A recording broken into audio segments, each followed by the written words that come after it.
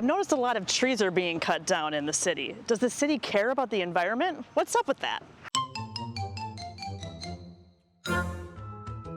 Northport has indeed experienced significant tree clearing activities, especially recently as we are growing quite rapidly.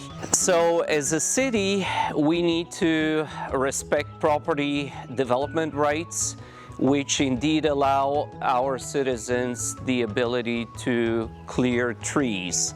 In 2022, we've adopted a stricter tree ordinance, and we are currently working on adopting a revised tree ordinance through our Unified Land Development Code to encourage and to incentivize in many ways property owners to save trees on their property.